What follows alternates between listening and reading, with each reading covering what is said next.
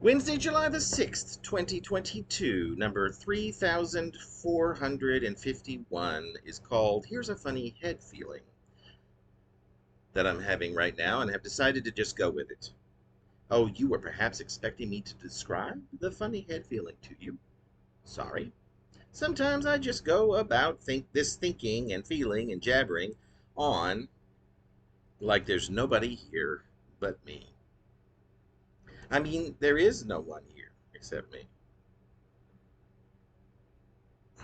But I forgot the reason I do this verbalizing. Surely there are reasons, aren't there? There's plenty, for sure.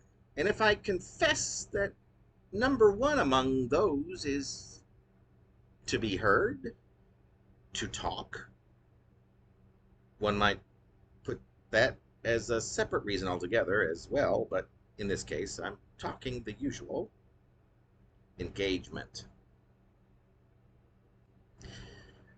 What I mean, that I usually mean by this nonsense of spouting out these innumerable missives, is as a means to talk, to hang out, to engage. Yeah, that's sad. I mean, in general, that's exactly what I am tempted to do. I do to have a conversation. It's just that tonight, lately, sometimes I forget that part. Or I just leave that part out of my thinking. Maybe I'm just learning how to engage with myself. But what I mean is, and sure, pity, but let's have none of that, okay? I'm speaking in earnest.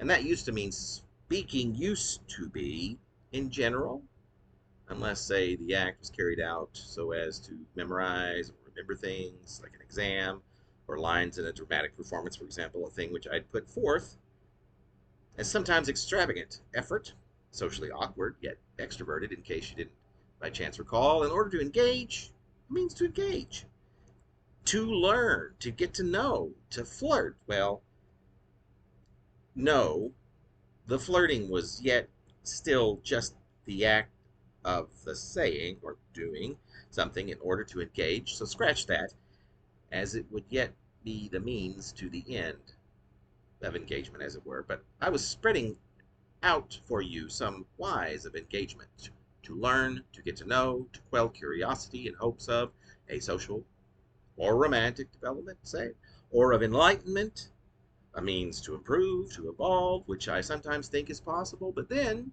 so, there I was, deciding to go with this funny feeling in my head.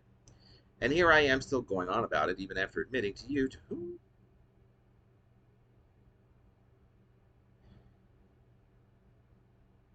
that while it'd be lovely to get some sort of response or counter, a little witty repartee, like back in the day, I had forgotten to whom I was even addressing my complaint.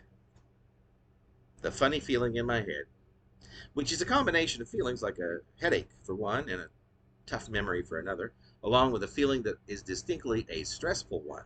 Oh, and there's also the feeling of, well, what an old college chemistry professor of mine used to say when he completely forgot his train of thought as he was speaking, teaching, in which he'd stare at the class blankly for an awkwardly extended amount of time,